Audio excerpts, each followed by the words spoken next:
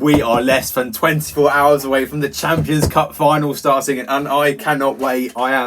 I don't know, I'm nervous, I'm panicked. I'm going to get into it all in a minute. I'll get into lineups, but I just want to talk for a minute about how massive this final is. I mean, Northampton Saints versus Bordeaux Bègles. It is hugely exciting. You know, Northampton Saints haven't won the Champions Cup for 24 years. They weren't really expected to win it this year, especially halfway through the season with all the injuries they've had, 7th, 8th in the Premiership.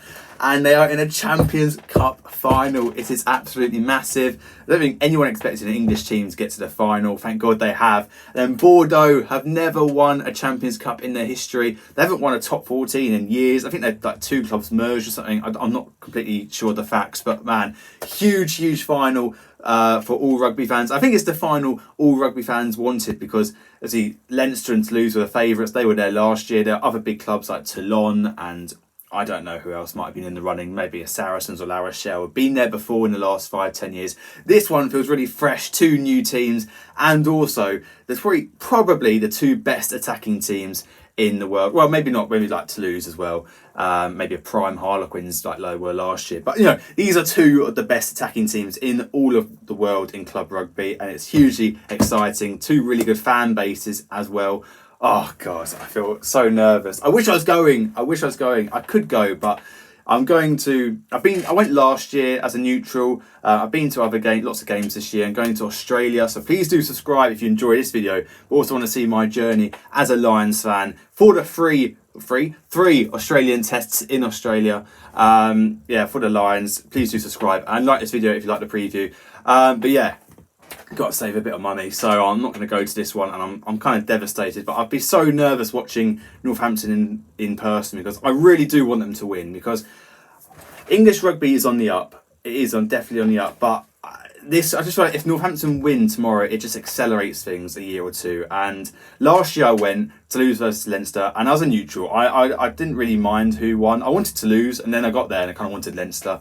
But either way, you just felt like both those clubs, both those rugby nations were really strong and still are. And but then it feels like England is definitely, you know, getting there on the club scene. But this would really help things out if Northampton get a win tomorrow. So I'm really nervous, and I really hope they win, and it's good for England and the Premiership and everything. But yeah, let's get into the lineups. Let's start with Northampton Saints because we've got some big ones here. I'm sure everyone watching already knows, but I'm just going to go through it anyway in case you don't. Iogan Davison, Trevor Davison that is, and Curtis Langdon. There's no other Davison, but I just said his first name. Iogan Davison and Langdon as the front 3. Langdon is okay as he picked up an injury last week. He's got like a stinger on his arm, so we didn't know if he'd be right. We assumed he would be. As you saw in my match day vlog, if you watched it, please do check it out. Hopefully I'm pointing the right side this time. Great match day vlog. It was a great day at Franklin's Gardens, and I really enjoyed that. But yeah, they're going to have a strong scrum, Iogan and Davison, because they weren't very good against Saracens. That is one of the areas where Saracens really did overpower Northampton, was the scrum. They were really good against Leinster, but then completely dropped off last week. Then we got Maya Vanua and Lockett. I'll say Maya Vanua also was one of those people who came off injured last week, so luckily he's back. Again, most of those injuries were just little knocks, so great to see he's okay. Lockett, he's going to have a really big game. He's 22 years old, I think, and you know, he's sort of come through this season at Northampton, and this is a massive game. He's starting in a Champions Cup final. Wow.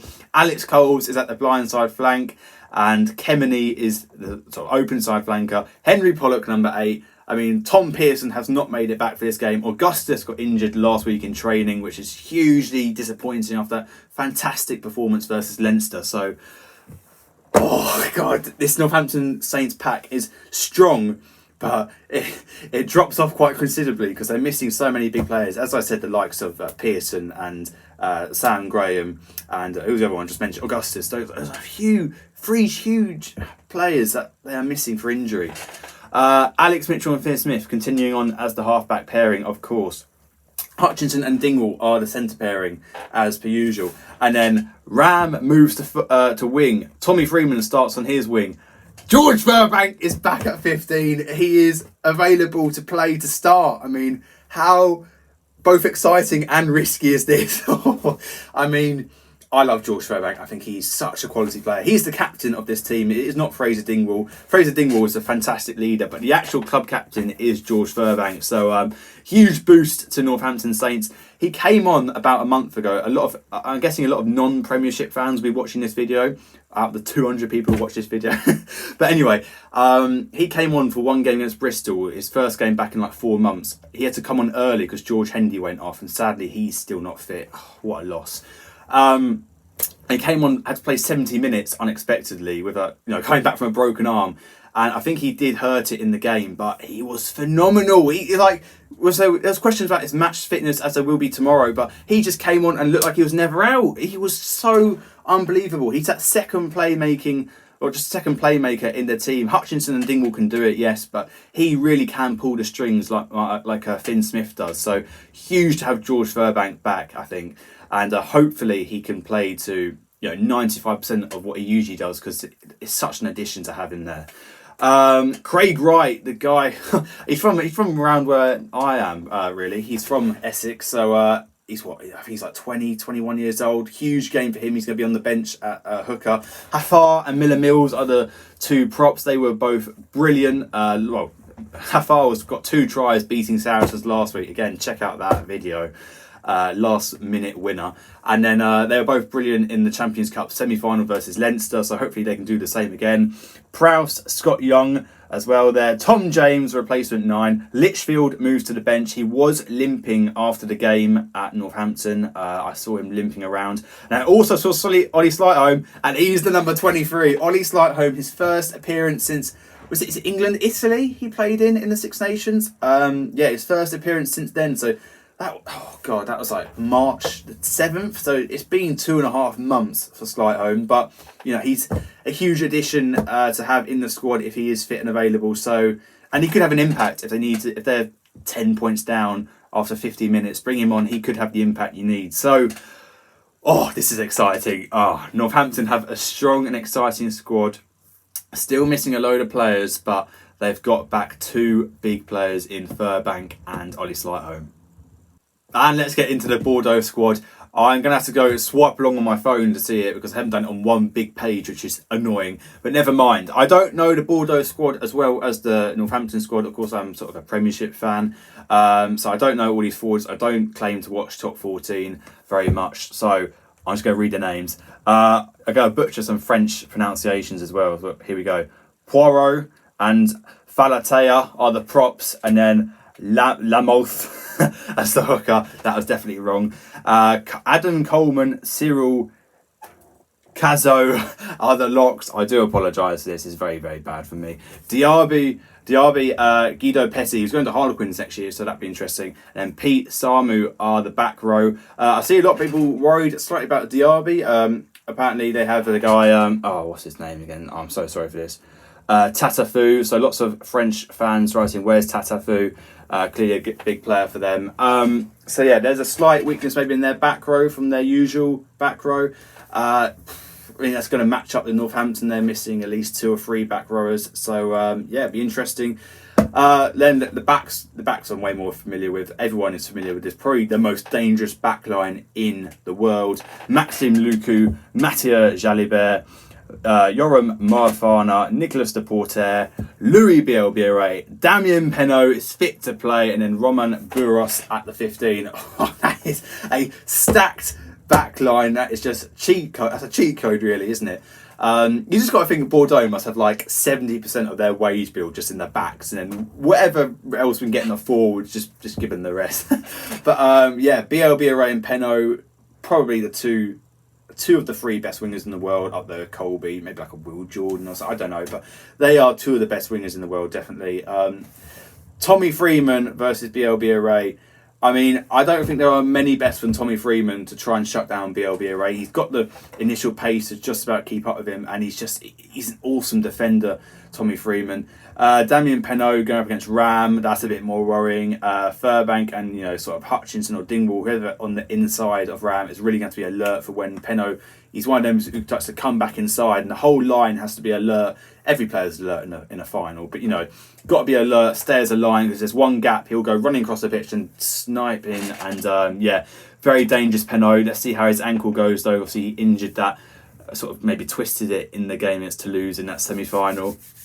But yeah, let's get into some of the tactical stuff. I think the kicking battle is really interesting. Bordeaux are really good on sort of quick turnover ball. So I just talked about the kicking battle. I want to mention Northampton Saints, if possible, do not want to knock on the ball in the anywhere, but also especially in the Bordeaux half, because a knock on ball, if they get it and quickly transition, they will score. They could score. So if you're going to knock on the ball, make sure you bloody dive on that ball and make sure they play it on. Take the scrum.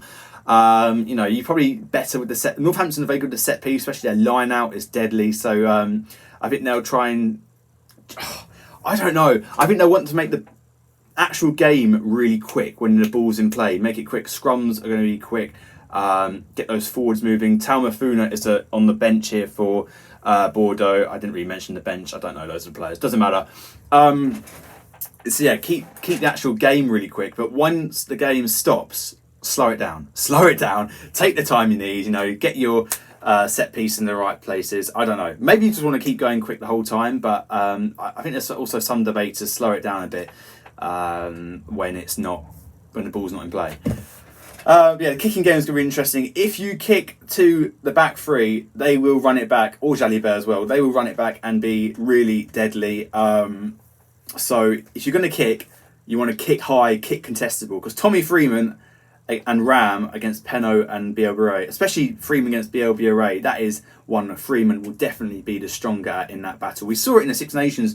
England scored a try because Finn Smith kicked it at Bielbiere and Tommy Freeman caught it and scored. So yeah, make the kicks contestable or kick it off the field. Make sure it goes into touch if you're going to kick from, make sure it bounces and goes into touch, but make sure it goes into touch. If you're going to kick it to them with time and space, they will run it back and there's a 60% chance they score. They are that deadly. So kicking games are really important. Sure, Finn Smith will be able to manage that really well. Finn Smith against Mathieu Jalibert. I mean, what about that matchup? We've been talking about matchups with Tommy Freeman and Bielbiere. I want to talk about Alex Mitchell and Luku. Those are two really attacking scrum halves going against each other. They both like a snipe. They both like to run with the ball. There's so many good matchups on this pitch. Moefana v Dingwall is another one of those. Maybe it's more Moefana v Hutchinson, I don't know. But I cannot wait for this final. I hope you have the same energy and excitement I have. I don't know what else there is to talk about. The scrum's going to be a big thing. You've got Tamafuna coming off the bench, as I said, which is, that's a big guy to bring off of the bench. I think that's right. Hafar and the other guy, I can't remember his name. Hafar and Miller Mills going to have a really good scrummaging day. They were really good against Leinster, sort of in the defence. The whole defence, like Langdon, Alex Coles, they were putting in huge shots on the Leinster boys, and I feel like that is one area where Northampton, if they raise their game to that level, they can have some. Not dominance, but really go forward ball and win the collisions if they bring that physicality to this Bordeaux team. I think both the strengths of these teams are the backs, but I have seen Northampton elevate their forwards physicality higher to a higher level than I have seen Bordeaux do. But again, I don't watch Bordeaux nearly as much, so if I'm wrong, please do tell me in the comments. I don't think there's too much else to mention. We've gone through the squad, some of the key battles.